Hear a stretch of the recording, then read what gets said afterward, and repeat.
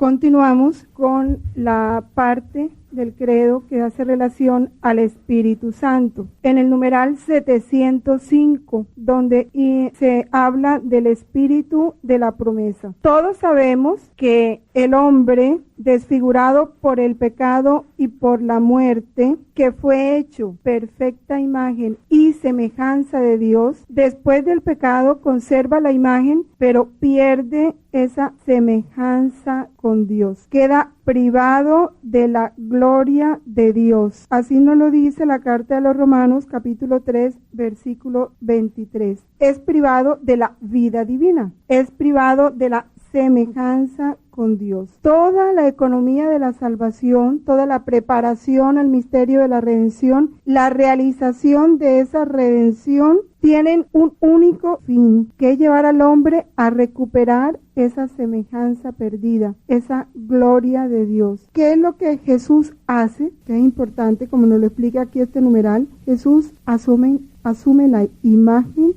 Juan 1:14 y Filipenses 2:7 nos lo dice, asumen esa imagen, por eso se hace hombre, es Filipenses 2:7 y Juan 1:14. Juan 1:14 nos dice, la palabra se hizo carne y puso su morada entre nosotros y hemos contemplado su gloria, gloria que recibe del Padre como unigénito, lleno de gracia y de verdad. Ahí está la semejanza del hombre con Dios, lleno de gracia, o sea, de vida divina, lleno de verdad, lleno de Dios, porque Dios es la verdad. Y eso es lo que el hombre pierde en el pecado original, por eso pierde la gloria de Dios. ¿Cuál es la gloria de Dios? Su misma divinidad, su misma plenitud. Jesús es la gloria del Padre, porque Jesús es el perfecto reflejo del Padre. El Padre se conoce a sí mismo y se ama, y ahí es donde genera al Hijo. Esa es la gloria del Padre, el Hijo. Nosotros perdimos esa semejanza con Dios porque perdimos esa filiación divina, perdimos esa unidad con Dios. Jesús asume la imagen, se encarna, se hace Dios hombre y restaura esa semejanza con el Padre, volviéndole a dar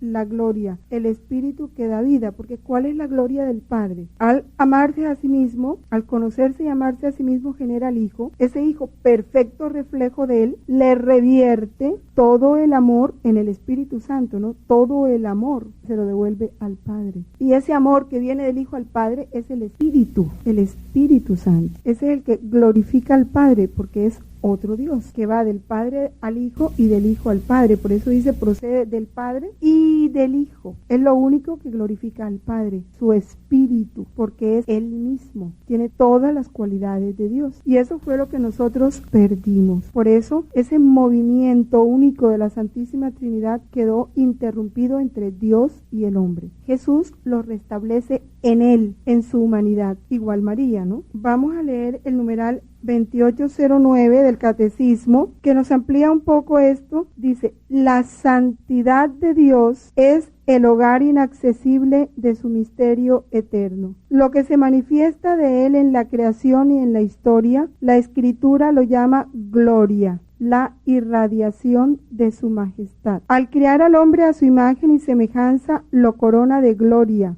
le participa toda esa irradiación de su santidad y de su majestad. Al pecar, el hombre queda privado de la gloria de Dios. A partir de entonces, Dios manifestará su santidad, revelando y dando su nombre para restituir al hombre la imagen de su creador. Cuando leemos la creación del hombre, dice en el numeral 376, por la irradiación de esta gracia, todas las dimensiones de vida del hombre estaban fortalecidas, mientras permaneciese en la intimidad divina. Esa es la semejanza con Dios, esa unidad, esa intimidad, esa participación de lo que es Dios. La armonía interior de la persona humana, el hombre no debía ni morir ni sufrir. La armonía interior, la armonía entre el hombre y la mujer, y por último la armonía entre la primera pareja y toda la creación, constituía el estado de justicia original. Eso se pierde por el pecado de nuestros primeros padres. Hay unos volúmenes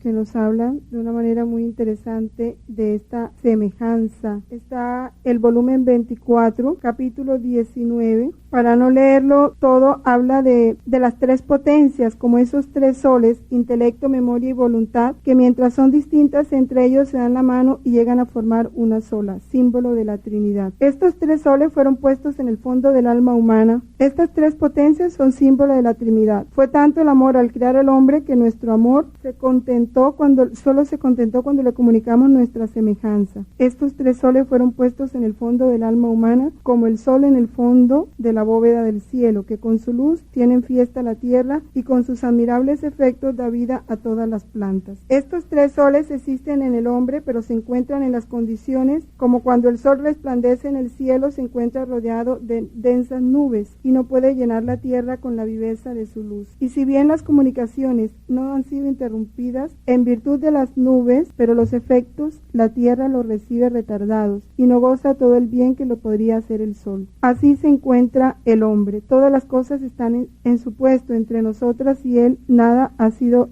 roto ni interrumpido, pero la humana voluntad ha formado densas nubes y por eso se ve el hombre sin la gloria, sin el orden y la armonía de su creación. Y por eso sus obras están sin frutos, están corrompidas, agrias, sin belleza, sus pasos son vacilantes. Se puede decir que el pobre enfermo, porque no se deja dirigir por los tres soles que posee en su alma. Viniendo a reinar mi voluntad, la primera cosa que derribará será la voluntad humana, y soplando pondrá en fuga las nubes, y el hombre se dejará dirigir por los tres soles que tiene en el fondo del alma que posee nuestra comunicación. Y de inmediato vendrá a nuestro origen y todo será fiesta y gloria para nosotros y para él. Es ese orden interior, ¿no?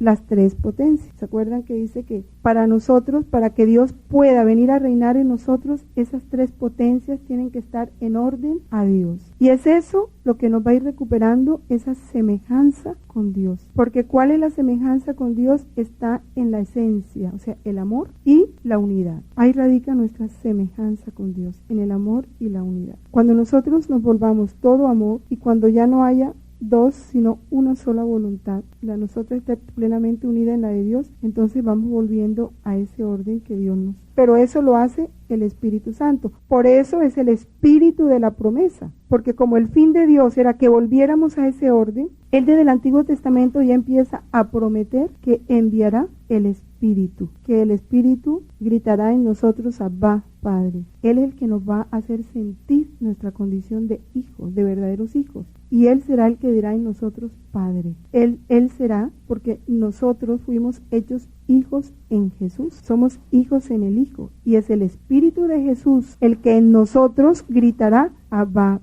Padre. Porque estaremos viviendo el mismo Espíritu del Hijo, que es el único que puede gritar Abba, Padre.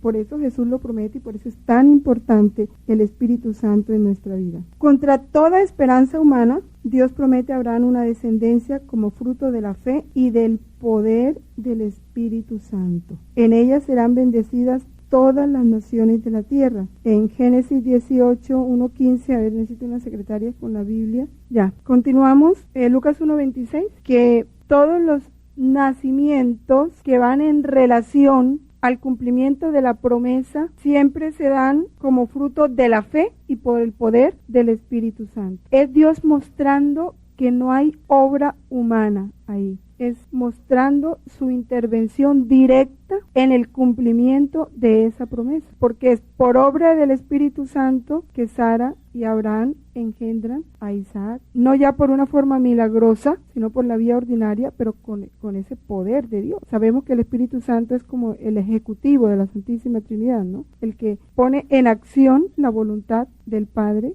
y del Hijo. Igual en Jesús, esa descendencia prometida a Abraham encuentra su perfecto cumplimiento en Cristo, en quien la efusión del Espíritu Santo formará la unidad de los hijos de Dios dispersos. Comprometiéndose con juramento, Dios se obliga ya al don de su Hijo amado, y al don del Espíritu Santo de la promesa, que es prenda para redención del pueblo de su posesión. Porque, ¿qué es el Espíritu Santo? Es el Espíritu del Padre y el Espíritu del Hijo. Ese es el Espíritu Santo, que es otra persona, pero viene del Padre y del Hijo. Porque Él es el que nos recupera la semejanza, porque Él es el que atrae a nosotros a todo el Dios. El Espíritu Santo es el Espíritu del Padre y es el Espíritu del Hijo. Es toda la Trinidad que viene en pleno a vivir en nosotros. La perfecta semejanza, ya lo podemos concluir, se adquiere con esa plenitud del reino de la voluntad de Dios. De lo contrario, no podemos hablar de perfecta semejanza. Ya de ahí entendemos más claramente el porqué del purgatorio y el porqué toda la purificación aquí en la tierra, hasta que eso no se vaya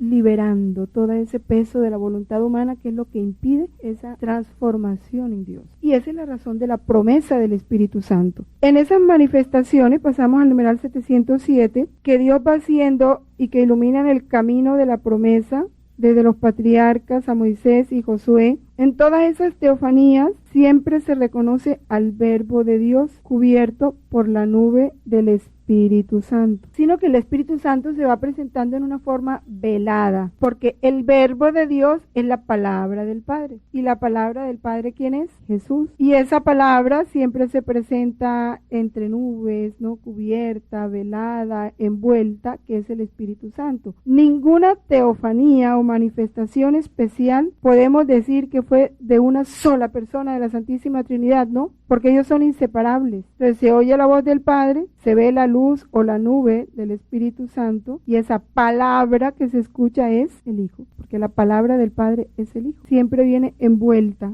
por el Espíritu Santo. Esta pedagogía de Dios que aparece en la ley, ¿no? Porque la ley, ¿qué es la ley? La ley es ese medio que Dios usa para conducir al pueblo hacia Cristo. El hombre se había distanciado tanto de Dios, que Dios tuvo que buscar como unos canales, unos parámetros como al comienzo un poco rígidos y fuertes, así como cuando algo está bien torcido, que tú tienes que ponerle algo fuerte para que venza, ¿no? Esa inclinación que tiene este árbol o este material. Eso fue la ley, para poder ir enderezando al hombre hacia Dios, hacia Cristo. Por eso Dios puso al comienzo hay leyes tan minuciosas, tan determinada en todos sus detalles, pero era para ir enderezando al hombre en todo sentido. Ese es el pedagogo que Dios empleó para conducir al pueblo a Cristo. Pero miren, tan importante lo que dice aquí, su impotencia para salvar al hombre privado de la semejanza divina y el conocimiento creciente que ella da del pecado, suscitan el deseo del Espíritu Santo. Los gemidos de los salmos lo atestiguan. Esa impotencia del pueblo para adquirir ese conocimiento de Dios va haciendo nacer en él el deseo del Espíritu Santo, sin saber siquiera que existía el Espíritu Santo.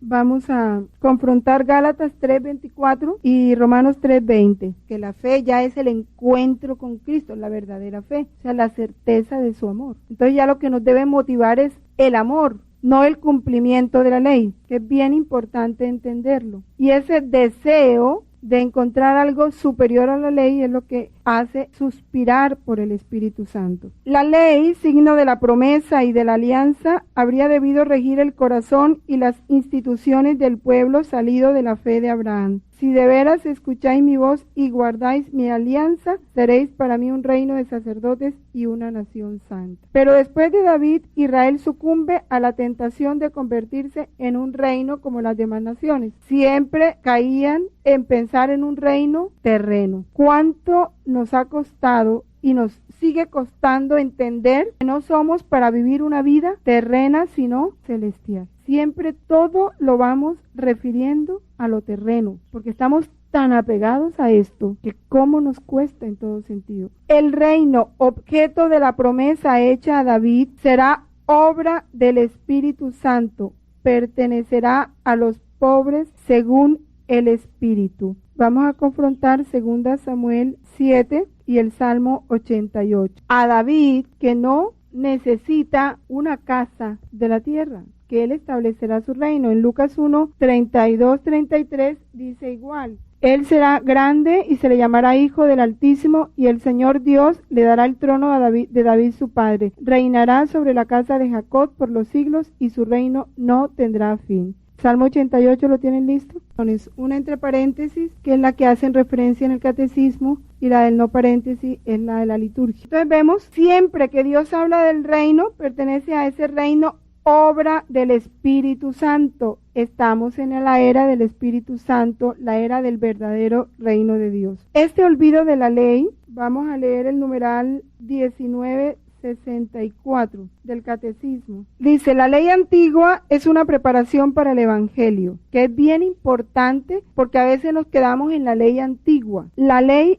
es profecía y pedagogía de las realidades venideras. Todo el Antiguo Testamento es profecía y pedagogía, o sea, preparación. Profetiza y presagia la obra de liberación del pecado que se realizará con Cristo. Suministra al Nuevo Testamento las imágenes, los tipos, los símbolos para expresar la vida según el Espíritu. Vida según el Espíritu de Cristo, que es el mismo Espíritu Santo. La ley se completa mediante la enseñanza de los libros sapienciales y de los profetas que la orientan hacia la nueva alianza y el reino de los cielos. Esta explicación que da aquí de Santo Tomás es bien interesante. Vamos a ponerle bastante cuidado. Hubo, bajo el régimen de la antigua alianza, gentes que poseían la caridad y la gracia del Espíritu Santo. Aspiraban ante todo a las promesas espirituales y eternas, en lo cual se adherían a la ley nueva. Sin conocerla, qué importante. Sin conocer el Espíritu Santo, sin conocer la ley nueva, por tener un corazón abierto al amor de Dios, a esa caridad, se adhirieron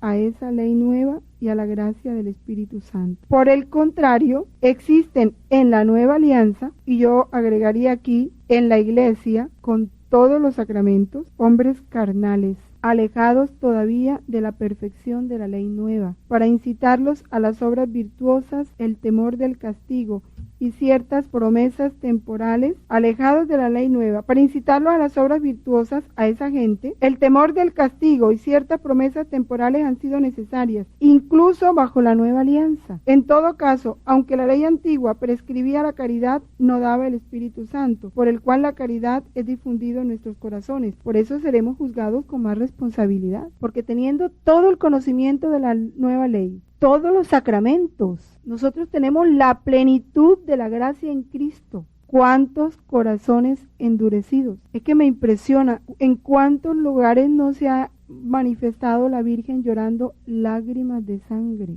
¿Qué nos dicen lágrimas de sangre de una madre? Y preguntar cuántas personas tienen la estampa de la Virgen llorando lágrimas de sangre. ¿Qué han hecho para que esas lágrimas cesen en su interior? ¿Eso qué ha provocado? ¿Solo un querer guardarla en un libro o tenerla expuesta en mi casa? Si yo saber que mi madre está llorando lágrimas de sangre, se le ha roto el corazón de dolor, ¿qué no hago yo por consolarla? ¿Qué se ha hecho por consolar a María? Siguen los corazones empedernidos. Ese es el dolor, ¿no? De ver tantas cosas a las que nosotros no respondemos. Me parece interesante ese numeral por eso, porque igual muchos del Antiguo Testamento nos precederán habiendo tenido menos medios, pero tenían una disposición mayor. El olvido de la ley y la infidelidad a la alianza llevan a la muerte. En el Antiguo Testamento fue el exilio. Dios permitió que sus enemigos los derrotaran, se apoderaran de sus tierras y los exiliaran. El exilio aparece como un aparente fracaso de las promesas, como quien dice, todo lo que Dios nos prometió quedó en el aire. Pero en realidad es una fidelidad misteriosa de Dios Salvador y el comienzo de una restauración prometida, pero según el Espíritu, no según la carne. ¿Y qué es importante entender esto? Porque igual hace Dios con nosotros. Dios, por pura fidelidad, permite en nuestra vida el exilio. Perdemos todo lo que creíamos que merecíamos o que se nos había prometido. Nos arroja el exilio. ¿Pero para qué? Ese exilio para nosotros es el comienzo de una restauración. La restauración que Él nos prometió, Él nos restauraría en Cristo. También en nuestra vida se da el exilio, que también para nosotros es el comienzo de una restauración prometida, pero según el Espíritu. Todavía, espero que no, pero nosotros tenemos los esquemas de felicidad según la carne. Felicidad según la carne es tener dinero, tener salud, tener trabajo, tener poder. Esa no es la felicidad según el Espíritu. Y Dios, para restaurarnos según el Espíritu, es posible que nos quite todo eso y someta al hombre al comienzo de una restauración, de una verdadera restauración espiritual según el Espíritu y no según la carne, sin todo eso. Era necesario que el pueblo de Dios sufriese esta purificación. El exilio lleva ya la sombra de la cruz en el designio de Dios. Y el resto de pobres que vuelven del exilio es una de las figuras más transparentes de la iglesia. ¿Cuándo vuelve del exilio? Cuando ya el exilio nos ha purificado, nos ha doblegado esa voluntad humana, nos ha hecho dóciles al Espíritu. Entonces ya Dios puede realizar su obra de reinado en nosotros. Pero mientras esa voluntad humana esté queriendo vivir, no nos trae Dios del exilio. Allá vamos a sentir más ese destierro de todo lo que a nosotros pudo habernos parecido patria, o sea, bienestar, ¿no? Comodidad, felicidad. La espera del Mesías y la espera de su Espíritu es un solo anhelo en ese pueblo de Israel. Ya en el profeta Isaías, en su capítulo 43, versículo 19, dice: he aquí que yo lo renuevo. Una de las profecías, algunas de las profecías van referidas al Mesías, otras al anuncio de un espíritu nuevo. Estas dos tendencias proféticas llevan al pueblo de los pobres a que aguarden la esperanza de la redención. Pero esa esperanza de la redención siempre va a un Mesías que viene para traernos o llevarnos a un cielo nuevo, a una tierra nueva, a un espíritu que lo renovará todo. Siempre viene conjunta esa promesa y esa espera. Estos rasgos del rostro del Mesías esperado comienzan a aparecer en el libro de Emmanuel, cuando Isaías tuvo la visión de la gloria de Cristo. En Juan 12:41, Isaías 11:1-2, Juan 12:41, Isaías 11:1-2. Y un retoño de sus raíces brotará. Reposará sobre él el espíritu del Señor, espíritu de sabiduría e inteligencia, espíritu de consejo y de fortaleza, espíritu de ciencia y temor del Señor. Es ese Cristo que asume la imagen y también la semejanza, porque posee la plenitud del espíritu. En los cánticos del siervo de Yahvé, en Isaías, del capítulo 42, y algunos textos del Evangelio que están escritos en el Catecismo en el numeral 713, vemos cómo todo eso anuncia el sentido de la pasión e indican cómo enviará el Espíritu Santo para vivificar a la multitud. Y esto es bien importante, no desde fuera, sino desposándose con nuestra condición de esclavos. Tomando sobre sí nuestra muerte, puede comunicarnos su propio espíritu de vida. Ojalá subrayemos esto porque hay que meditarlo muy bien. Primero, enviará el Espíritu Santo para vivificar a la multitud, para darnos vida, porque estábamos muertos, pero no desde fuera. Tiene que ser desde dentro, pero para que esa vivificación se dé desde dentro, Él se desposa con nuestra condición de esclavo, se hace uno de nosotros. Toma sobre sí nuestra muerte. ¿Cuál es nuestra muerte? El pecado. Lo que merecimos por el pecado, que es la muerte, el precio del pecado es la muerte, ese precio del pecado que nosotros teníamos que pagar por cada pecado cometido, lo pagó Cristo para darme su vida, su propio espíritu de vida. Y yo digo que tenemos que meditarlo, porque en la medida en que nosotros meditemos esto, vamos a ir comprendiendo. Primero, brotará en nosotros un verdadero agradecimiento hacia Dios, pero inmenso. Y segundo, una disposición tan grande que nos hará tremendamente dóciles al dolor, al sufrimiento y a la muerte. ¿Por qué? Porque si Él, por mí, no sufrió una coronación de espinas, sino 3. ¿Y en qué forma? No sufrió una ingratitud de una persona, sino de toda la humanidad. No sufrió una calumnia, sufrió la calumnia de todos, porque unos atestiguaron en falso, otros escucharon el testimonio y no lo desaprobaron. Todos contribuimos a esa calumnia. Nadie lo defendió, nadie, ni sus 12 apóstoles. Traición, calumnia, críticas, burlas, que no sufrió Jesús. Y ese fue el precio que yo debía haber pagado por mis pecados. Y no me dejó pagarlo a mí, lo pagó a Él. Primero, cuando eso llega a mi vida, No puedo dar yo un céntimo de lo que Él ya pagó por mí. Primero, para corresponderle a Él, para agradecerle. Segundo, para colaborar con Él en favor de mis otros hermanos. No puedo hacer yo por otros lo que Él hizo por mí. No puedo yo agradecerle de cualquier manera, participando de lo que Él sufrió por mí. Entonces, cualquier crucecita que me llegue en la vida, por pequeña que sea, ya para mí se va a hacer una oportunidad de gracia. ¿Por qué? Porque a través de esa cruz el Espíritu Santo me está comunicando su propio espíritu de vida. Y yo debo vivirlo con el mismo espíritu con que Jesús lo vivió. Porque yo seré dócil al Espíritu Santo cuando cada circunstancia de mi vida yo la viva con el mismo espíritu con que Jesús la vivió.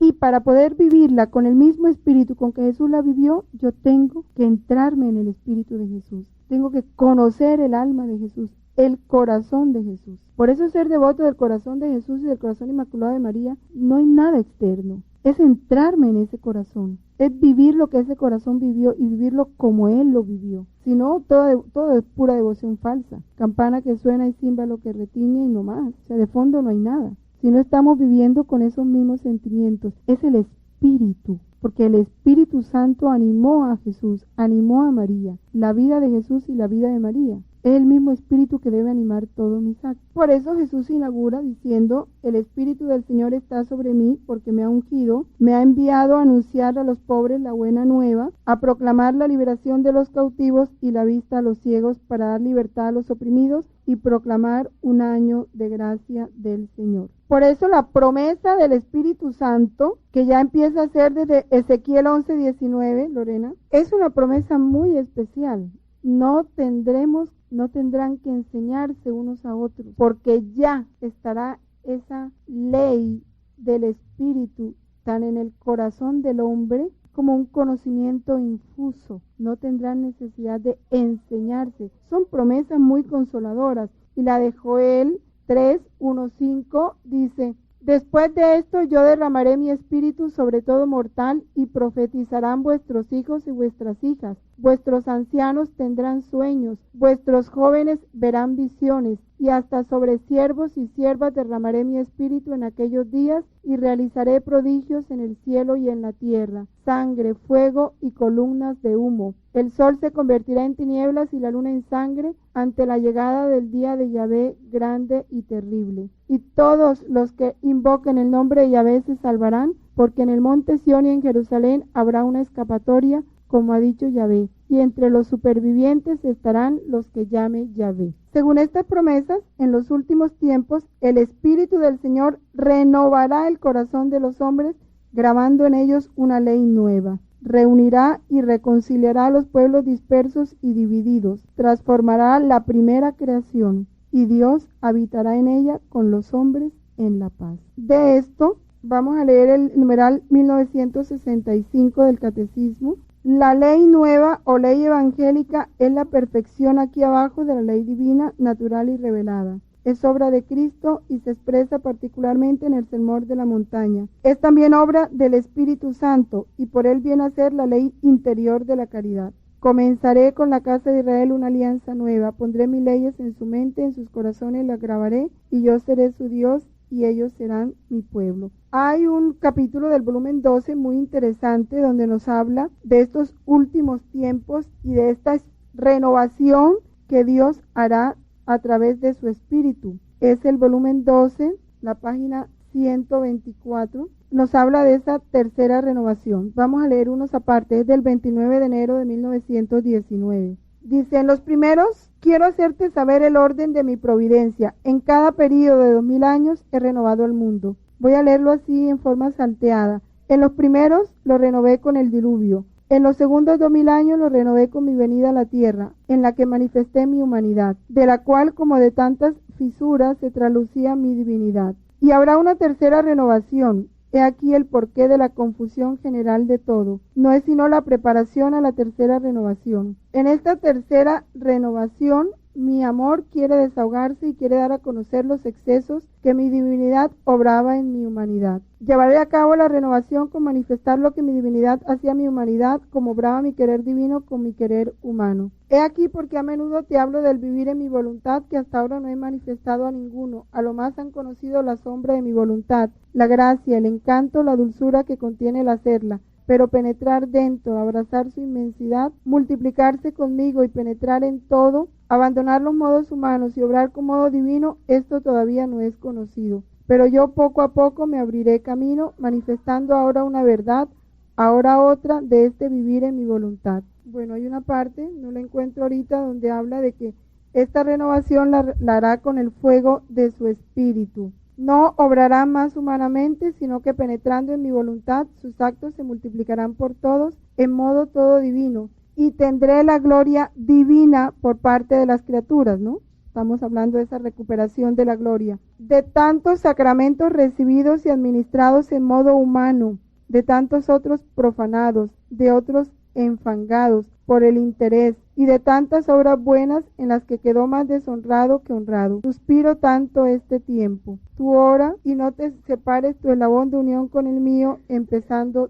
tú la primera. Entonces, esta tercera renovación es la renovación con el Espíritu Santo, el Espíritu de la verdad, el Espíritu del amor. Vamos a hablar entonces ya de la cuarta parte, vamos a entrar en esta cuarta parte del Espíritu Santo, en el numeral 717. Juan Bautista, ¿no? Sabemos que Juan Bautista fue lleno del Espíritu Santo desde el seno de su madre, por obra de Cristo, de ese Cristo que iba en el vientre de María. Y es importante lo que dice aquí el catecismo, esa visitación de María a Isabel se convirtió en la visita de Dios a su pueblo. Lo que Dios hizo con Juan Bautista es lo que Dios quiere hacer con la humanidad en este tiempo, que el hombre nazca santo, como fue desde el comienzo. Juan Bautista fue santificado en el vientre de su madre. Juan Bautista nació santo. Y allá es donde Dios nos quiere llevar, a esa renovación total en el espíritu. Por eso lo que María hizo con Isabel es un símbolo,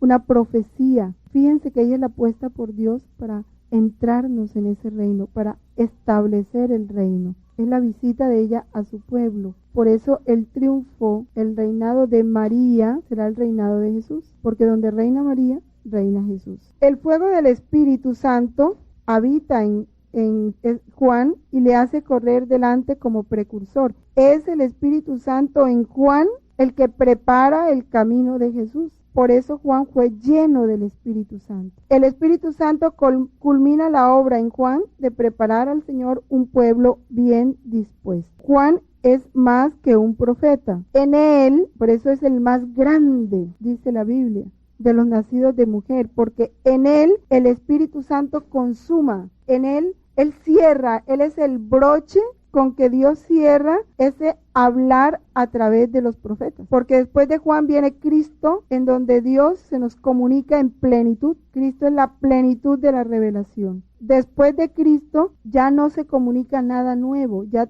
todo lo que se comunica después de Cristo, a través de gracias extraordinarias, locuciones interiores, la comunicación con Luisa, todos los santos, todo lo que ellos han recibido es para explicitar lo que ya Dios nos dijo en Cristo. No hay nada nuevo. Él es la voz del Consolador, Juan, la voz del Consolador que llega. Como lo hará el Espíritu de la verdad, vino como testigo para dar testimonio de la luz. Por eso él dice, yo no soy la luz, yo doy testimonio de la luz. Con respecto a Juan, el Espíritu colma así las indagaciones de los profetas y la ansiedad de los ángeles. Aquel sobre quien veas que baja el Espíritu y se queda sobre él, ese es el que bautiza con el Espíritu Santo. Yo lo he visto y doy testimonio de que este es el Hijo de Dios. He aquí el Cordero de Dios. Ya él se le había dado la señal, aquel sobre quien veas que baja el Espíritu Santo. Y ya sabemos cuándo Juan se da cuenta de eso, en el Jordán cuando lo bautiza. Y Juan estaba haciendo un bautismo de penitencia. Es que es hermoso. Juan estaba haciendo un bautismo de penitencia. Y había colas inmensas Y todo el que se metía en esa cola estaba diciéndole a todo mundo, yo soy un pecador. Vengo a entrar en un periodo de penitencia. Y Jesús, que en su humanidad estaba toda nuestra humanidad, va con nosotros ahí a recibir ese bautismo de penitencia, porque Él iba a hacer todo lo nuestro. Y viene el Padre y manifiesta sobre Él la verdad, su verdad. Este es mi Hijo amado, en quien yo me complazco. Lo pone de manifiesto ante Juan, que fue el único que lo entendió, porque otros oyeron, ¿no? Como un trueno, pero no entendieron nada. Vamos al numeral 2684. En la comunión de los santos se han desarrollado diversas espiritualidades a lo largo de la historia de la Iglesia. El carisma personal de un testigo del amor de Dios hacia los hombres puede transmitirse a fin de que sus discípulos participen de este espíritu, como aconteció con el espíritu de Elías, a Eliseo y a Juan Bautista. En la confluencia de corrientes litúrgicas y teológicas se encuentra también una espiritualidad que muestra cómo el espíritu de oración incultura la fe en un ámbito humano y en su historia. Las diversas espiritualidades cristianas participan en la tradición viva de la oración y son guías indispensables para los fieles. La parte pequeña, de letra pequeña, es letra cursiva. El espíritu es verdaderamente el lugar de los santos. Fíjense, es el lugar de los santos. ¿Qué quiere decir? Que los santos vivían sumergidos en el Espíritu Santo. Ese era su lugar. Y el santo es para el Espíritu un lugar propio. El lugar de los santos era el Espíritu. Y el lugar del Espíritu era los santos. Él moraba en ellos, ya que se ofrece a habitar con Dios y es llamado templo suyo. Ahora, esto que en un tiempo fue algo particular para unos pocos, hoy debe ser lo más normal para nosotros. Por eso digo que nosotros nos vayamos acostumbrando a saber, a sentir y a vivir esta verdad. Somos ciudadanos del cielo. Nuestro lugar es el seno de la Santísima Trinidad. Ahí es donde tenemos que vivir. Y nosotros tenemos que ser un lugar para la Santísima Trinidad, donde ella pueda morar, reposar, establecerse, reinar. Eso debe ser lo común en nuestra vida. Y hacia allá tenemos que tender. Con Juan Bautista, el Espíritu Santo inaugura, prefigurándolo lo que realiza con y en Cristo, volver a dar al hombre semejanza divina. El bautismo de Juan era para el arrepentimiento, el de agua y del Espíritu será un nuevo nacimiento. Esa semejanza divina que tenemos que adquirir. María y el Espíritu Santo. María es la obra maestra de la misión del Hijo y del Espíritu Santo en la plenitud de los tiempos. Sabemos que es la obra maestra de la misión del Hijo porque el fruto completo y perfecto de la redención se dio en María, en plenitud. La primera redimida en plenitud comió ese fruto completico desde su inmaculada concepción. Y es la obra maestra del Espíritu Santo porque es la llena de gracia, la llena del Espíritu. María no realizó ningún acto, por pequeño e insignificante que fuera, como el respirar, como el palpitar, como el pestañear, que no fuera fruto del Espíritu Santo, de la misma voluntad de Dios en ella.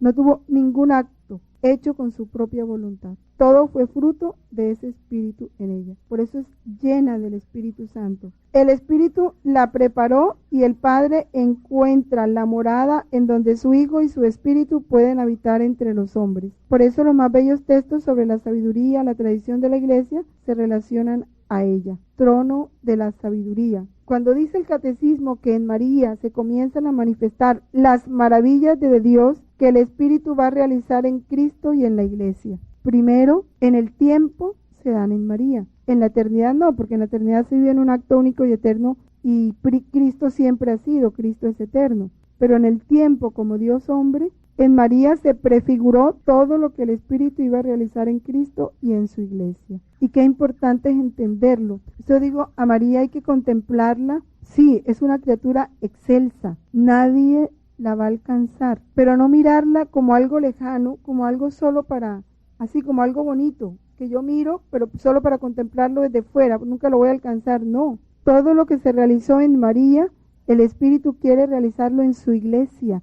O sea, en los miembros de ese cuerpo místico de Cristo. Cada uno en la medida en que Dios señaló para cada uno, pero que en cada uno sea plenitud. Que Dios colme en mí su proyecto de amor en plenitud, que no quede nada por realizarse en mí de lo que Él programó y proyectó para mí, que no haya nada en mí que obstaculice esa obra del Espíritu Santo. Y no olvidemos lo que dice San Luis María Griñón de Montfort, que cuando María está en un alma, el Espíritu Santo puede trabajar con más docilidad en esa alma, que muchas veces la obra del Espíritu no se realiza en un alma porque no encuentra en ella suficiente espacio para María. Ella es la esposa del Espíritu Santo. Es con ella que el Espíritu Santo engendra y hace crecer a Jesús en nosotros. Es María. Por eso digo, hay que tomarla más como una posesión, algo mío, como en ella lo que yo tengo que alcanzar y no algo como fuera para admirarlo y no más. No, más que para admirarlo es para vivir en ella, vivir con ella y vivir como ella. Ahí es donde tiene que radicar la verdadera devoción de María, tender hacia ella,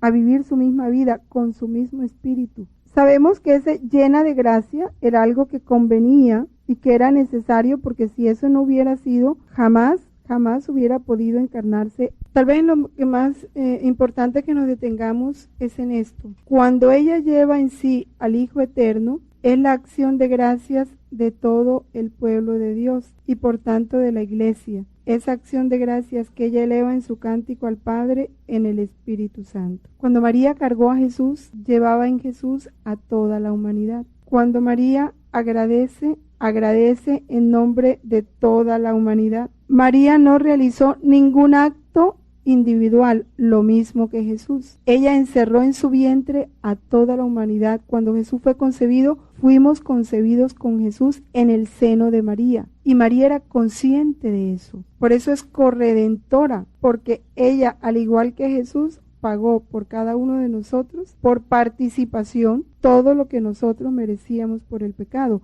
María no tenía por qué sufrir. No había en ella la mancha del pecado original. Todo el dolor y el sufrimiento que María asumió fue voluntario y en razón de nuestra redención. En María, el Espíritu Santo realiza el designio benevolente del Padre, concibe y da luz al Hijo de Dios por obra del Espíritu Santo. Su virginidad se convierte en fecundidad única por medio del poder del Espíritu y de la fe. Decíamos que todo lo del Antiguo Testamento es profecía. Bueno, la zarza ardiente que vio Moisés prefigura a María. Ella es esa zarza ardiente de la teofanía definitiva, llena del Espíritu Santo. Presenta al Verbo en la humildad de su carne, dándolo a conocer a los pobres. Quítate las sandalias porque lo que vas a pisar es lugar santo. Eso es María, un lugar santo, una llama viva que arde sin consumirse, porque en ella está el fuego del Espíritu,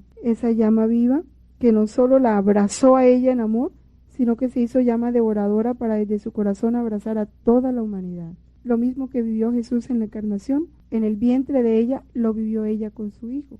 Los 9 excesos de amor, igualito lo vivió María. Entonces es la plenitud de Dios en ella. Y por medio de María, el Espíritu Santo no solo manifiesta al Hijo del Padre, ni realiza el designio del Padre, sino que pone en comunión con Cristo a los hombres, objeto del amor benevolente de Dios. El Espíritu Santo pone en comunión con Cristo, nos pone en comunión con Cristo, porque eso es lo que hace el Espíritu Santo en el bautismo. ¿Qué es lo que hace? Nos mete en Cristo. Es el Espíritu Santo, nos incorpora en Cristo. Y es el Espíritu Santo esa vida que circula en todos los miembros del cuerpo místico de Cristo, porque es el mismo Espíritu de Cristo, el Espíritu que debe correr en todos nosotros. Y con un único fin, porque ¿cuál es el fin del Espíritu Santo en nosotros? Transformarnos en Cristo. Por eso todo aquello que se opone a nuestra transformación en Cristo contrista al Espíritu Santo. ¿Qué es lo que el apóstol dice? No contristéis al Espíritu de Dios. ¿Y qué es lo que más se opone a nuestra transformación en Cristo? La voluntad humana. Eso es. Entonces, el mayor gozo del Espíritu Santo es nuestra unificación con la voluntad de Dios. Y eso se da en la crucifixión. Tenemos que morir. Si no hay muerte, Cristo no puede vivir en nosotros. Por eso, cada momento de dolor, de cruz, de negación, de fusión de nuestra voluntad en la de Dios, es una muerte y al mismo tiempo una resurrección. Eso es algo que se da permanente. No solo cada año en Pascua, no. Cada año en Pascua se celebra, se conmemora, pero eso tiene que ser un día a día, un instante tras instante. Que nosotros seamos objetos del amor benevolente de Dios. Dios nos ama y nos ama inmensamente, eternamente, infinitamente. Toda esta función de María es porque ella se hace madre del Cristo total. ¿Cuál es el Cristo total? ¿Cuál es el Cristo total? El cuerpo místico de Cristo, la iglesia. Ese es el Cristo total.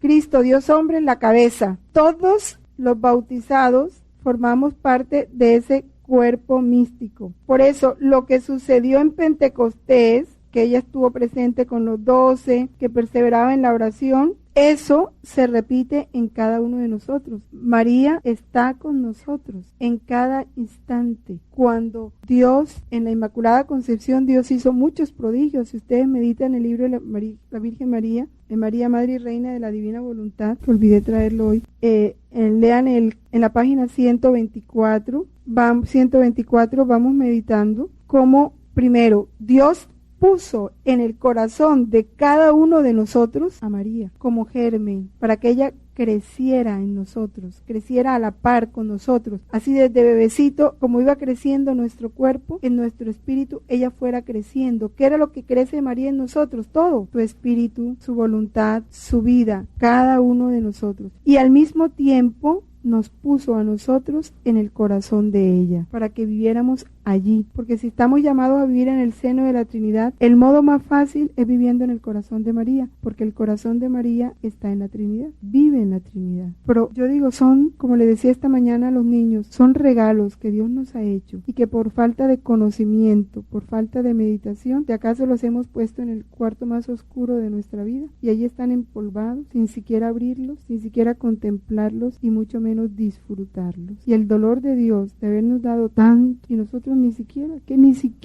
es que no nos percatamos ni de abrir el paquete para ver qué es lo que Dios nos dio. Y eso es una verdad. Ella es la madre de nosotros, mamá, y lo que hizo con los apóstoles lo quiere hacer con cada uno de nosotros, pero tenemos que vivir muy unidos a ella. Leo aparte de este capítulo. Ella tiene el derecho de generar en su corazón materno a sus hijos ya herederos, pero no solo le bastó, sino que quiso generarse a sí mismo y al Verbo eterno en cada criatura. Así como Adán nos transmitió la triste herencia de los males, la Reina Celestial, mediante su propia vida vivida en la divina voluntad, puede ofrecerle a sus propios hijos el derecho de heredar todos sus innumerables bienes, todos sus bienes. Ella quiere que los heredemos. Qué sublime herencia quiere la soberana Señora darles a conocer y donarles a las criaturas humanas. Ella, que vive en sus almas, quiere hacerlas partícipes de su maternidad divina. Quiere que ellas generen en sí mismas a Jesús, que le sean madre, que lo defiendan de cualquier ofensa y que lo amen con ese mismo amor con que ella lo ama. Ese capítulo es bellísimo. Los invito a meditarlo ya con más detenimiento ustedes en su casa. Vamos entonces ya a hablar de ese Espíritu Santo y Jesús. Toda la misión del Hijo y del Espíritu en la plenitud de los tiempos se resume en que el Hijo es el ungido del Padre desde su encarnación. Toda la obra de Cristo es misión conjunta del Hijo y del Espíritu Santo. Por eso dice el Espíritu Santo está sobre mí, ¿no? Me ha ungido y me ha enviado. Porque el Espíritu Santo en Cristo por naturaleza pues poseía la plenitud del Espíritu Santo, ¿no? En esa unidad de voluntad. Es el Espíritu Santo el que lo lleva al desierto, es el Espíritu Santo el que lo encarna en el seno de María, es el Espíritu Santo el que en un haz de luz lo saca del vientre de María, es el Espíritu Santo el que mueve a los pastores a adorarlo. Todo es una misión conjunta con el Espíritu Santo. Pero Jesús no revela plenamente ese Espíritu hasta que Él mismo no ha sido glorificado por su muerte y su resurrección. Sin embargo, a lo largo de todas sus enseñanzas, va preparando a los apóstoles en sus corazones esa disposición para recibir al Espíritu Santo, para conocerlo, para poseerlo. Cuando habla que será alimento para la vida del mundo, que no le creen, ¿no? Cuando habla de la Eucaristía. Cuando le habla a Nicodemos, de que nacerás del Espíritu, y cómo voy a volver a nacer, ¿cierto? ¿Cómo vuelvo a meterme en el vientre de mi madre? Dice Nicodemos. Dice, no, vas a nacer es del Espíritu. Ese nuevo nacimiento será del Espíritu. Cuando habla a la samaritana, a los que participan en la fiesta de los tabernáculos, a los discípulos les habla en la oración en Lucas 11:13 y del testimonio que tendrán que dar. Cuando lo lleven ante los tribunales, no se pongan a pensar qué es lo que van a decir, ¿no? Mi Espíritu les inspirará en ese momento lo que tienen que decir. Es entender, ¿no? Cómo ese Espíritu está presente en nosotros, que ahí es donde nos falta la fe. Solo cuando ha llegado la hora en que va a ser glorificado, Jesús promete la venida del Espíritu Santo, ya que su muerte y su resurrección serán el cumplimiento de la promesa hecha a los padres. El Espíritu de verdad, el otro Paráclito, será dado por el Padre en virtud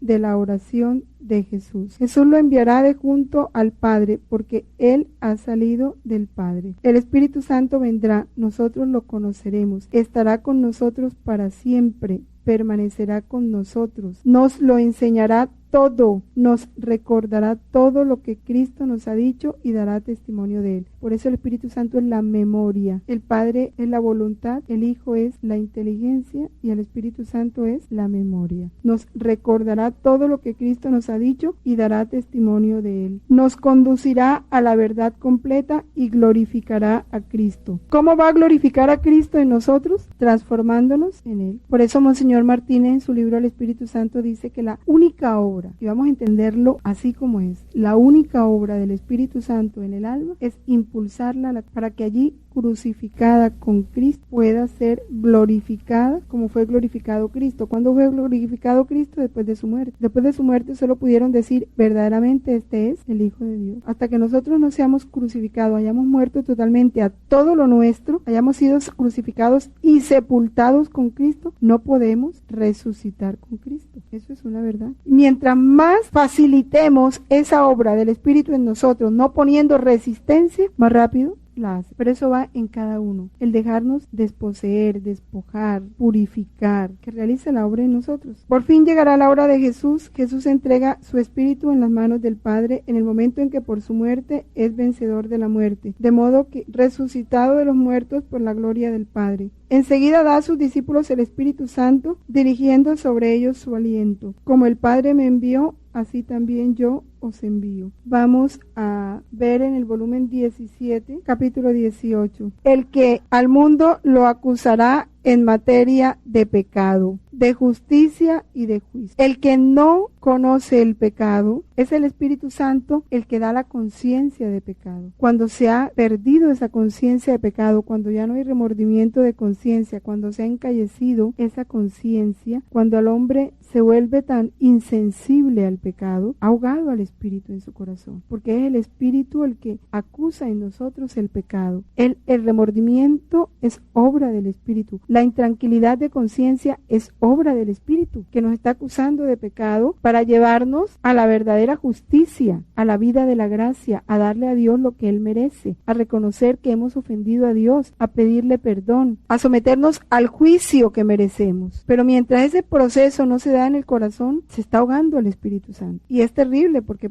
va a llegar un momento en que, porque el hombre puede caer en una insensibilidad tal que nada le parece pecado, y entonces se da aquello de que el único pecado que Dios no perdona es el que va contra el Espíritu Santo, y ese es el que va contra el Espíritu Santo, cuando ya ni se le escucha, ni se le reconoce, ni se le obedece, ni se le acepta. Ese es el pecado contra el Espíritu Santo, que Dios no lo puede perdonar porque ni siquiera nace en el hombre la voluntad de recibir el perdón de Dios. Y así le ofrezcan el perdón, lo rechaza, porque se ha enceguecido tanto su corazón. Por eso es que uno no puede dejar encallecer la conciencia. Y algo bueno es cuando la persona se incomoda, pero cuando ya no incomoda el pecado es terrible, falta la luz. Vamos a leer en el volumen 17, capítulo 18, habla de que cada sentido era una comunicación entre el alma y Dios. Dice Jesús que Él hizo más que un padre que organizando las bodas de un hijo no solo le prepara el alojamiento, los vestidos, el alimento y todo lo que pueda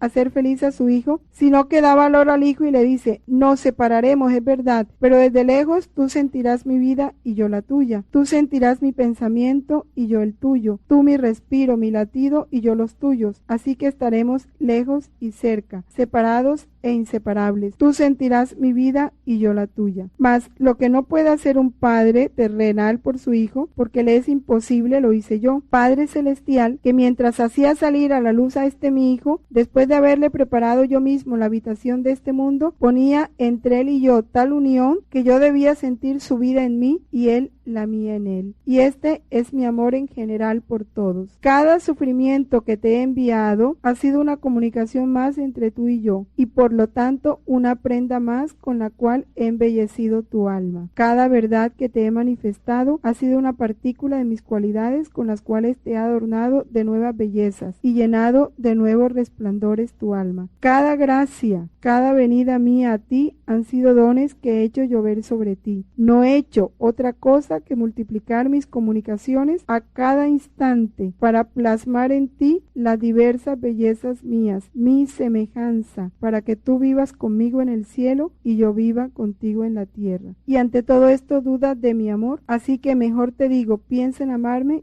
que yo pensaré siempre más en amarte. ¿Con cuánto amor no creé a la criatura? ¿Con cuántos sentidos no la doté? Cada sentido era una comunicación que puse entre mí y ella. El pensamiento era comunicación entre mi inteligencia y la suya. El ojo era comunicación entre mi luz y la suya. La palabra era medio de comunicación entre mi fiat y el suyo. El corazón entre mi amor y el suyo. En suma, todo, el respiro, el movimiento, el paso, todos eran comunicaciones entre la criatura y yo. Por eso dice que derramó el Espíritu Santo, ¿no?, en nuestros corazones. Su amor lo puso en nuestros corazones a través de ese Espíritu. Para que a nosotros, ¿por qué? Porque así como el Espíritu Santo procede del Padre al Hijo y del Hijo al Padre, como nosotros fuimos creados en el Hijo, nosotros en el Hijo, teníamos que seguir haciendo lo mismo, recibir ese espíritu de amor del Padre y devolverse. Esa es nuestra tarea. Terminamos entonces con el Espíritu Santo y la iglesia. En el día de Pentecostés, el Espíritu Santo se comunica ya como una persona divina, ya como algo diferente al Padre y al Hijo. En el día de Pentecostés se revela plenamente la Trinidad. A partir de ese momento, ese reino anunciado por Cristo está abierto a todos los que creen en Él. Esa venida del Espíritu Santo que no cesa, y muy importante que el Catecismo lo dice, o sea, Pentecostés es un hecho que se perpetúa en la iglesia. El Espíritu Santo hace entrar al mundo en los últimos tiempos, el tiempo de la iglesia, el reino ya heredado pero todavía no consumado. ¿Se acuerdan cuando meditamos en esas tres eras, los tres fiat, que decíamos que antes de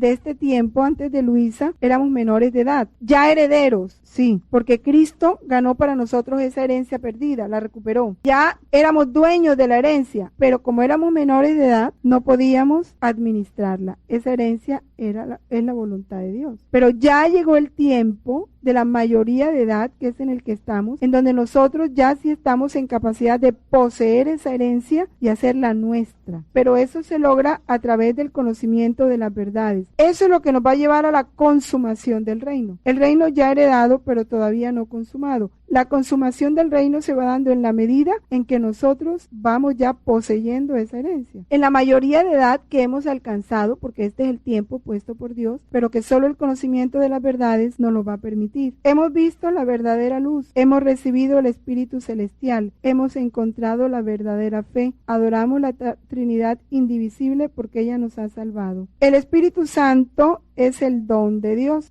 Dios es amor, y el amor, que es el primer don, y ese primer don es Dios, porque si Dios es amor y el amor es el primer don, ¿cuál fue el primer don que recibimos? A Dios mismo. Contiene todos los demás. Este amor Dios lo ha derramado en nuestros corazones por el Espíritu Santo que nos ha sido dado. El primer efecto de este don del amor es la remisión de nuestros pecados. La comunión con el Espíritu Santo es la que en la iglesia vuelve a dar a los bautizados la semejanza divina perdida por el pecado, pero la comunión con el Espíritu Santo. El dolor, y a eso lo leemos en el volumen 18, capítulo 11, donde se nos habla del dolor del Espíritu Santo que en cada sacramento se nos da para transformarnos en Cristo, y el desprecio que hacemos a Él. Es la comunión con el Espíritu Santo, comunión, una unión permanente con el Espíritu Santo. Al unirnos nosotros a esa voluntad divina, solo de esa manera podemos vivir en comunión con el Espíritu Santo.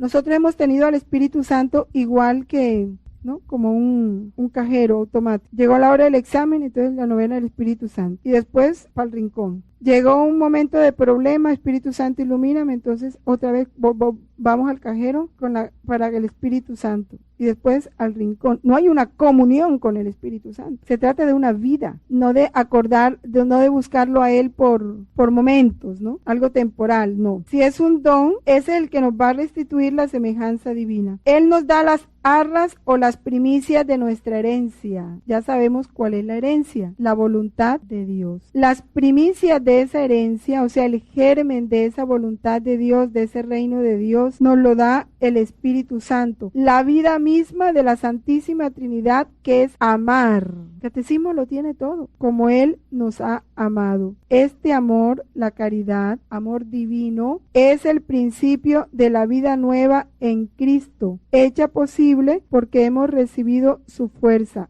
la del Espíritu Santo. Pero vuelvo, si hay una comunión de vida, entonces el Espíritu Santo vivirá en nosotros la vida misma que vive en la Trinidad, y nosotros es Él el que nos va a llevar a vivir en el seno de la Trinidad, mediante esa corriente de amor, como lo dice el catecismo, la vida misma de la Trinidad, que es amar. Esa tiene que ser nuestra vida. Gracias a este poder, los hijos de Dios pueden dar fruto. Os he elegido para que vayáis y deis fruto, y vuestro fruto permanezca. ¿Y cuál es el fruto? ¿Cuál fue la semilla que sembraron en nosotros? Jesús. Esa es la semilla que Él siembra en nosotros, Él mismo. Y el fruto no puede ser otro. Gracias a este poder, los hijos de Dios pueden dar fruto. El que nos ha injertado en la vid verdadera, ¿quién es el viñador de esa vid? El Padre. Cristo es la vid. Nosotros somos los sarmientos. Si Cristo es la vid, ¿cuál es el fruto? Cristo.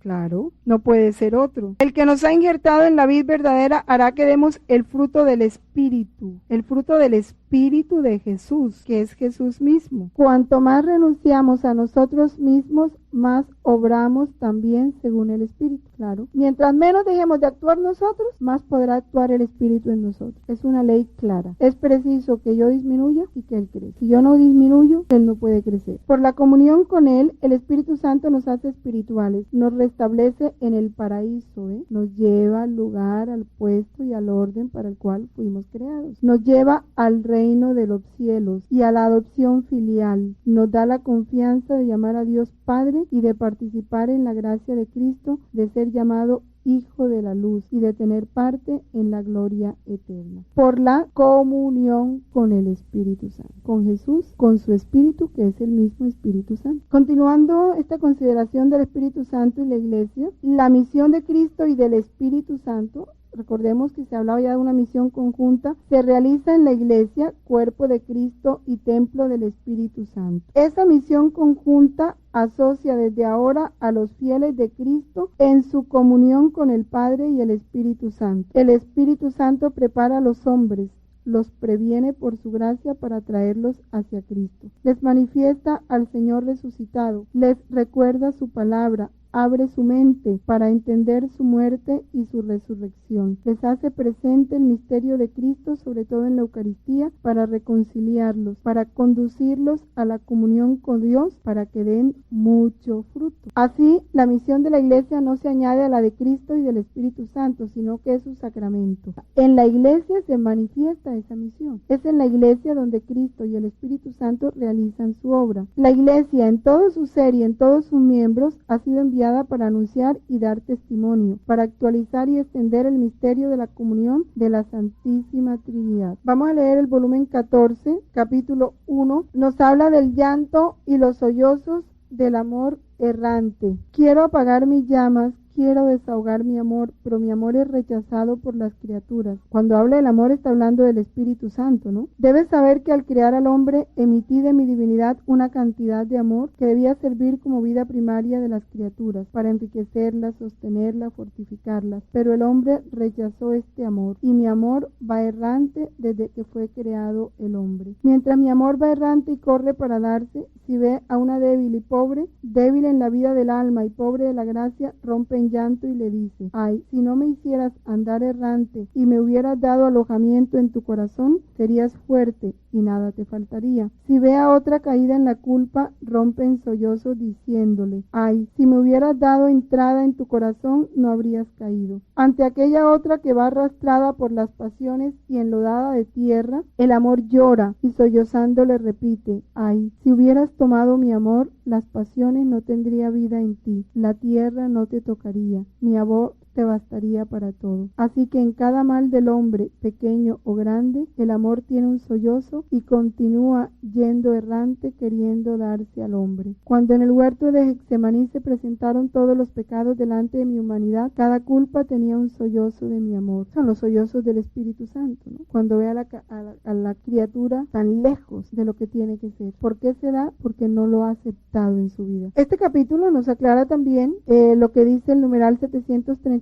en su nota explicatoria, ¿no? Todos nosotros, en la cita de San Cirilo, que hemos recibido el mismo y único Espíritu, el Espíritu Santo, nos hemos fundido entre nosotros y con Dios, ya que por mucho que nosotros seamos numerosos separadamente y que Cristo haga que el Espíritu del Padre y suyo habite en cada uno de nosotros, este Espíritu único e indivisible lleva por sí mismo a la unidad aquellos que son distintos entre sí y hace que todos aparezcan como una sola cosa en Él. Es la unidad a la que tendemos, que todos sean uno, ¿no? Pero esa unidad se dará cuando cada uno de nosotros viva una perfecta comunión con el Espíritu. Entonces, como es el mismo Espíritu el que anima a una y al otro, va a haber una unidad tan maravillosa que nos vamos a asombrar al experimentarla, pero todo eso tiene que ser fruto del Espíritu. De la misma manera que el poder de la santa humanidad de Cristo hace que todos aquellos en los que ella se encuentra formen un solo cuerpo, pienso que también de la misma manera el Espíritu de Dios que habita en todos, único e indivisible, los lleva a todos a la unidad espiritual. El 739, puesto que el Espíritu Santo es la unión de Cristo, es Cristo cabeza del cuerpo quien lo distribuye entre sus miembros para alimentarlos. ¿Ve? El Espíritu Santo es la vida que corre entre los miembros del cuerpo de Cristo. Y ese Espíritu, Cristo lo distribuye entre nosotros para alimentarnos, para sanarnos, para organizarnos en sus funciones mutuas. Cada uno tiene una misión que cumplir. Vivificarlos, enviarlos a dar testimonio, asociarlos a su ofrenda al Padre y a su intercesión por el mundo entero. Por eso digo que cuando decimos que el hombre fue creado para conocer, amar y servir a Dios, ¿cuál es el servicio que tenemos que prestar a Dios? El que Dios nos asigne. Y ese servicio, esa función, la realiza el Espíritu Santo en nosotros. Por eso uno no debe marcarse lo que yo tengo que hacer. No, yo tengo que hacer lo que Dios me ha puesto a hacer.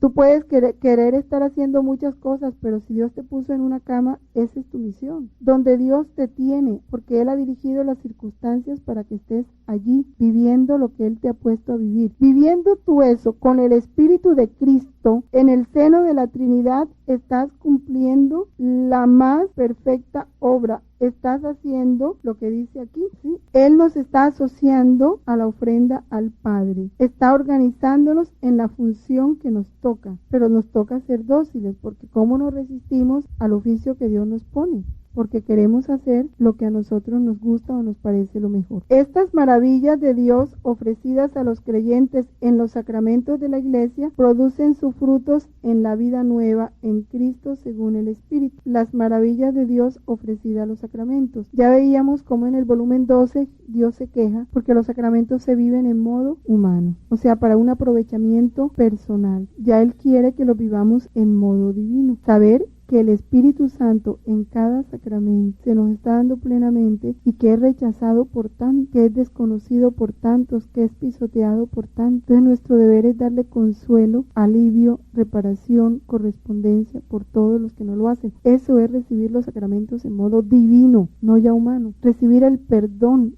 en la penitencia que tantos no reciben y desprecian. Vivirlos como lo vivió Jesús, porque cada sacramento Jesús lo vivió en plenitud por todos nosotros. Unirnos a Cristo y vivirlo como Él lo vivió. Cristo no necesitaba penitencia, sin embargo hizo la fila de los penitentes. Cristo no necesitaba comulgar, sin embargo, se comulgó a sí mismo para hacerlo en modo divino. Cristo no necesitaba ser bautizado y quiso ser bautizado. Vivió cada sacramento. ¿Para qué? Para poderlo vivir en modo divino y darle al Padre la correspondencia en nombre de todos nosotros. Lo único que nosotros tenemos que hacer es unirnos a Él y con su mismo espíritu, con su misma voluntad, vivir cada sacramento como Él lo vivió, en modo divino. Son las maravillas de Dios ofrecidas a los creyentes en los sacramentos. El Espíritu viene en ayuda de nuestra flaqueza, pues nosotros no sabemos pedir como conviene, mas el Espíritu mismo intercede por nosotros con gemidos inefables. El Espíritu Santo es el artífice de las obras de Dios, es el maestro de la oración. Él es el que lo hace todo en nosotros. Por eso digo, por eso Dios lo puso, porque Él es el Espíritu Santo el que va del Padre al Hijo, y es el Espíritu Santo el que lleva todo lo del Hijo al Padre. Él lo hace todo. Como lo hizo en Jesús, tiene que ser en nosotros. Pero todo eso se da en la medida en que yo me reconozco nada. Entonces me vuelvo inseparable de esa voluntad divina, porque en la voluntad divina está la voluntad del Padre, del Hijo y del Espíritu Santo. Pero hasta que yo no me reconozca nada, yo no siento la necesidad de vivir en intimidad con Dios. Hay dos citas que quiero terminar de leer. En el mismo volumen 14, se las voy a leer para que en la casa ustedes completen. En los capítulos 14, 15 y 22. Sí, capítulos 14, 15 y 22 complementan lo del numeral 738. Vamos a leer aun cuando sean los titulares. Complementa lo que estábamos diciendo, ¿no? Dice que la finalidad de la creación es que entre la voluntad del alma y la voluntad de Dios nos sea un continuo respiro en el dar, en el recibir y en el restituir. Lo que dice el numeral aquí, ¿no? La misma vida de la Santísima Trinidad, que es amar. Y ese es el fin de la creación, y más que todo la creación del hombre. Es estar ese que hay entre Dios y el alma, un continuo respiro en el dar, en el recibir y en el restituir. En el capítulo 15, ya ustedes lo meditan más completamente en su casa, dice que cada acto de la criatura hecho en la voluntad de Dios es una santa misa, en el que se multiplica la vida y la presencia real de Jesús. Eso es lo que nos hace una continua ofrenda al Padre. Nos hace otro Jesús, hostias vivas, que es el fin de la creación. En la hostia, todos sabemos que la hostia recapitula todo, ¿no? La creación, la redención y la santificación. Esa es nuestra meta. Y en el capítulo 22 dice que en la luz de la divina voluntad la criatura recibe la imagen de las divinas personas y la voluntad divina se hace actor y constituye al alma reina de todo. Ahí nos habla también un poco lo que es esa imagen y semejanza, cómo es la voluntad de Dios la que recupera en nosotros la perfecta semejanza con Dios. Y en el volumen 18, capítulo 11, ya les había hablado de eso, están los gemidos, dice la correspondencia de amor por las penas secretas del amor divino. Es entrar ya en una vida tan íntima con el Espíritu Santo que su dolor sea nuestro dolor, y por tantas lágrimas y gemidos inenarrables del Espíritu Santo en cada sacramento. Entonces les queda como tarea, ¿no?, el meditar esos capítulos que no alcanzamos a leer aquí. Y el resumen dice: la prueba de que sois hijos es que Dios ha enviado a nuestros corazones el Espíritu de su Hijo, que clama Abba Padre. El numeral 742. El Espíritu Santo que Cristo, cabeza, derrama sobre sus miembros, construye, anima y santifica a la Iglesia. Ella es el sacramento de la comunión de la Santísima Trinidad con los hombres, porque la Iglesia es Cristo, sacramento de comunión de la Trinidad con los hombres. Son el 742 y 747 nos resumen todo este tema del Espíritu Santo. Yo les insisto que ustedes en su casa mediten lo estudiado aquí. Si no lo meditan, no lo podrán entender mejor. Ahorita pues lo hacemos rápidamente para poder ceñirnos al tiempo que se nos permite tener. Gloria al Padre, al Hijo y al Espíritu Santo.